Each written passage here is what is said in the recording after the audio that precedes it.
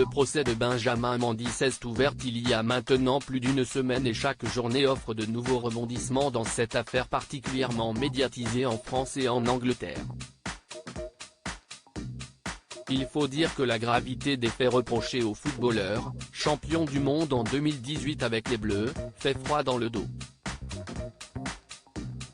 Accusé de 8 viols, une tentative de viol et une agression sexuelle par 7 femmes différentes pour des faits qui se seraient déroulés entre octobre 2018 et août 2021, ce dernier encourt la prison à perpétuité.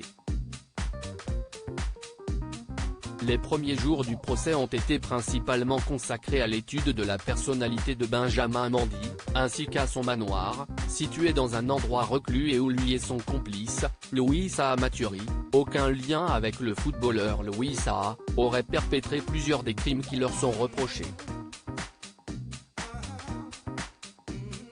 Depuis le début de la semaine, les témoignages des femmes qui les accusent se succèdent du côté de Chester en Angleterre et la 4e plaignante a été entendue ces 2 derniers jours.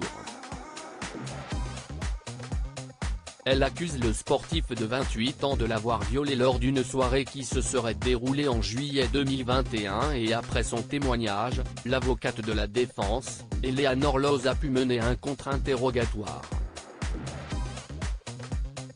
Une recherche début janvier qui interroge l'avocate de Mendy pour défendre son client, qui nie en bloc toutes les accusations qui pèsent contre lui. L'avocate a notamment pointé du doigt une recherche Google effectuée par la jeune femme, dont le nom n'est pas dévoilé pour préserver son identité, en janvier 2022, quelques jours avant son témoignage auprès de la police.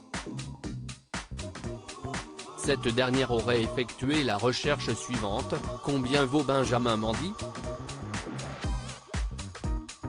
L'avocate poursuit alors son contre-interrogatoire. Le lendemain, vous avez commencé à écrire sur votre téléphone un récit de ce qu'il s'est passé avec M. Mendy, demande-t-elle à la plaignante, qui lui répond « Je ne m'en souviens pas », d'après la retranscription du procès du Manchester Evening News.